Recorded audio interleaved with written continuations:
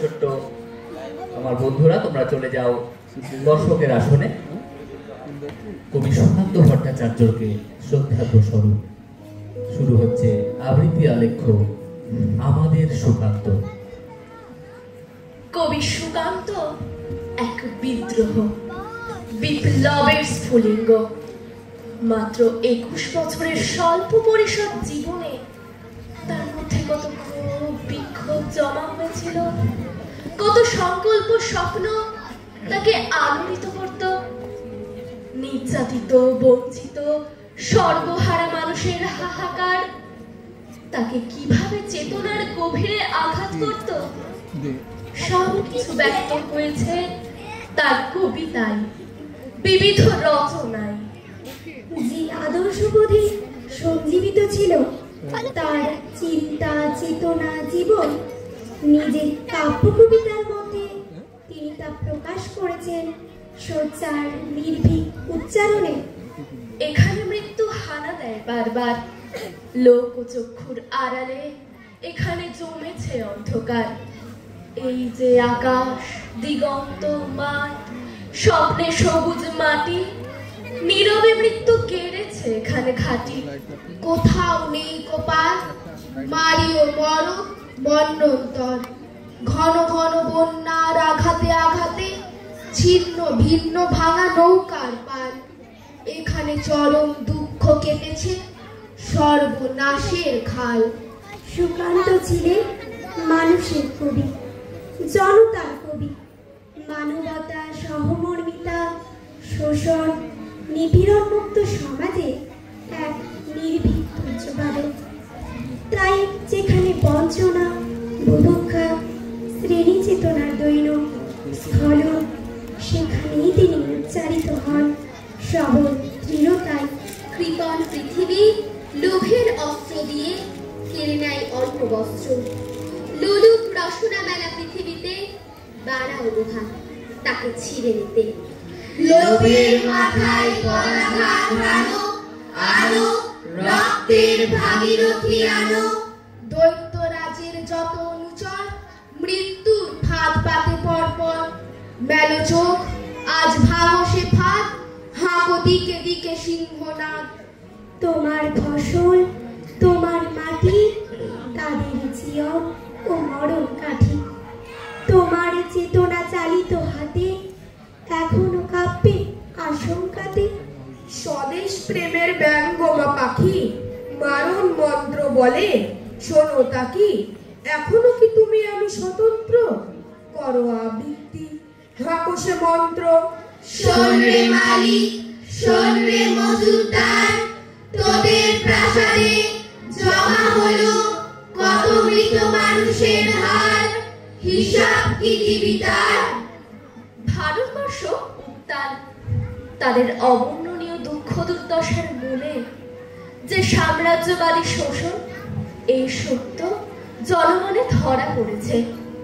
মানুষের চোখে স্পষ্ট হয়ে উঠেছে সেই চরম সত্য। ধনিক শ্রেণীর পুঁজি সঞ্চিত হয়েছে শ্রমিক শ্রেণীকে শোষণ করে।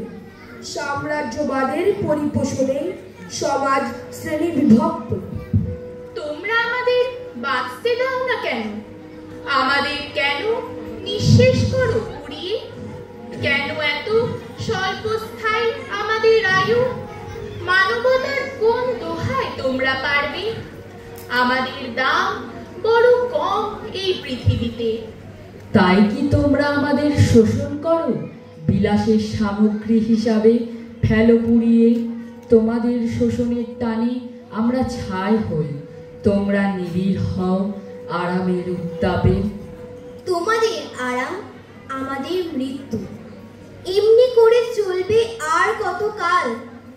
আর কতকাল আমরা এমনি নিঃশব্দে ডাকবো আয়ু হরণকারী তিল তিল অপঘাতকে? দিন আর রাত্রি, রাত্রি আর দিন তোমরা আমাদের শোষণ করছো সর্বক্ষণ। আমাদের বিশ্রাম নেই, মজুরি নেই, নেই কোনো অল্প মাত্রার ছুটি। দীর্ঘ সাহিত্য জীবনের অন্তিম পর্বে একটি নতুন উপলব্ধির কথা ব্যক্ত করে কবি কবিগুরু লিখেছিলেন, আমার কবিতা জানি আমি, গেলেও বিচিত্র পথে হয় নাই সর্বত্র গান। কৃষাণের জীবনের শরীর যে জন, কর্মে ও কথায় সত্য আত্মীয়তা করেছে অর্জন। যে আছে মাটির কাছাকাছি, সে কবির বাণী লাগে কান পেতে আছি। সাহিত্যের আনন্দের ভোজে নিজে যা পারিনি দিতে, নিত্য আমি থাকি তারই খোঁজে। সেটা সত্য হোক, শুধু ভঙ্গি দিয়ে যেন না ভোলাই চোখ। সত্য মূল্য না দিয়ে সাহিত্যের খ্যাতি করা চুরি। ভালো নয়, ভালো নয়, নকল সে শৌখিন মজদুরি। কবি সুকান্ত শুধু ভঙ্গি দিয়ে চোখ ভোলালো, এই শৌখিন মজদুরি করেনি। তার জীবন ছিল মাটির কাছাকাছি। তিনি ছিলেন কিষাণের, মজুরের জীবনের শরীর। সত্য মূল্য দিয়েছেন তিনি জীবনের মূল্যে। কথাই নয়, কর্মে ও মরণে তিনি আত্মীয়তা অর্জন করেছিলেন নিপীড়িত জনগণের। প্রত্যহ যারা গৃহীত ও পদানত, দেখো আজ তারা সবেগে সমুদ্রত। তাদেরই দলের পেছনে আমিও আছি, তাদেরই মধ্যে আমিও যে মরি বাঁচি। তাই তো চলেছি দিনপঞ্জিকা লিখে, বিদ্রোহ আজ, বিপ্লব চারিদিকে। বিদ্রোহ আজ, বিপ্লব চারিদিকে। বিদ্রোহ আজ, বিদ্রোহ চারিদিকে। আমি যাই তারই দিনপঞ্জিকা লিখে। এত বিদ্রোহ কখনো দেখেনি কেউ, দিকে দিকে ওঠে অবাধ্যতার ঢেউ। নিরন্ন আমার দেশে আজ তাই উদ্ধত জেহাদ, টলমল এ দুর্দিন, থরথর জীর্ণ বুনিয়াদ। তাই তো রক্তের স্রোতে শুনি পদধ্বনি, বিক্ষুব্ধ টাইফুন মত্ত চঞ্চল ধমনী। বিপন্ন বৃদ্ধির আজ শুনি শেষ মুহুর্মুহু ডাক। আমাদের দৃপ্ত মুঠি আজ তার উত্তর পাঠা। ফিরুদুয়ার থেকে সন্ধানী মৃত্যুর পরোয়ানা। ব্যর্থ হোক কুচক্রান্ত, অবিরাম বিপক্ষের হানা। ক্ষুধার্ত শরীরটাকে টেনে ফিরে আসতে বেলে ঘাটার বাসায়। জীবন সংগ্রামে বিধ্বস্ত জীর্ণ কবির জীবন যন্ত্রণার কথা স্পষ্ট উচ্চারণে ব্যক্ত করেছেন সুকান্ত। আমি এক দুর্ভিক্ষের কবি, প্রত্যহ দুঃস্বপ্ন দেখি, মৃত্যুর সুস্পষ্ট প্রতিচ্ছবি। আমার বসন্ত কাটে খাদ্যের শারীরিক প্রতীক্ষায়।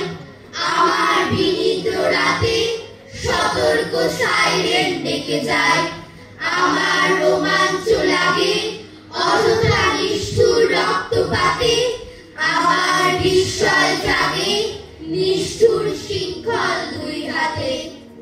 তাই আজ আমারও বিশ্বাস, শান্তির ললিত বাণী শোনাইবে ব্যর্থ পরিহাস। তাই আমি চেয়ে দেখি প্রতিজ্ঞা প্রস্তুত ঘরে ঘরে, দানবের সাথে আজ সংগ্রামের তরে। শোষিতের বেদনা মর্মে মর্মে উপলব্ধি করেছিলেন কবি। শোষিত জনগণের বাস্তব চিত্র অঙ্কনের মধ্যে প্রকাশ পেয়েছে তার অন্তরীণ মর্মবেদনা। প্রতিজ্ঞা চির কণ্ঠে তাই সমাজের আমজনতার চিরন্তন শত্রুর বিরুদ্ধে তিনি ঘোষণা করেছে, শোন রে মালিক, শোন রে মজুদার, তোদের প্রাসাদে জমা হলো কত মৃত মানুষের হাত, হিসাব কি দিবি তার? প্রিয়াকে আমার কেড়েছিস তোরা, ভেঙেছিস ঘর বাড়ি, সে কথা কি আমি জীবনে মরণে কখনো ভুলতে পারি? আদিম হিংস মানবিকতার যদি আমি কেউ হই, স্বজন হারানো শ্মশানে তোদের চিতা আমি তুলবই। সুকান্তের চিন্তার জগৎ, তার কর্মের জগৎ সর্বতোভাবেই ছিল সমাজ কেন্দ্রিক।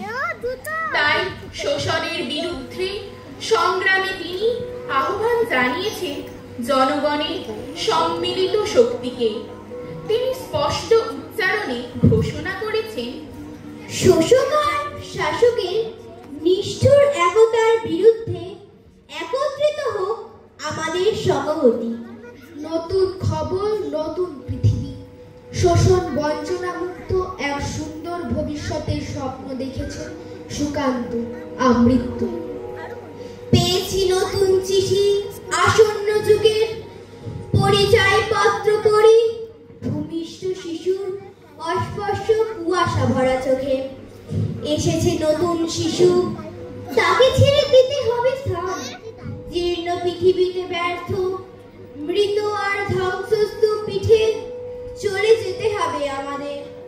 চলে যাব তবু আজ যতক্ষণ দেহে আছে প্রাণ, প্রাণপণে পৃথিবীর সরাবো জঞ্জাল।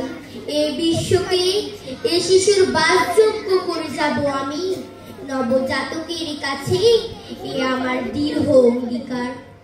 আগামী দিনের শিশুর জন্য পৃথিবীকে জঞ্জাল মুক্ত করার প্রতিজ্ঞা নিয়ে জীবনকে নিঃশেষে বিলিয়ে দিয়ে গেছেন সুকান্ত। তিনি ছিলেন আপোষহীন যোদ্ধা। কায়েমি স্বার্থকে ধ্বংস করে মানুষের অগ্রগতিকে তিনি চেয়েছিলেন সুনিশ্চিত করতে।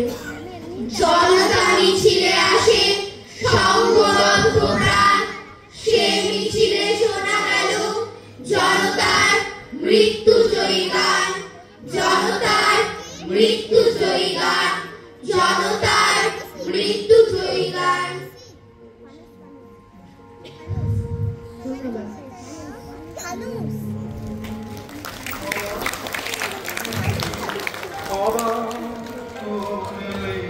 তুমি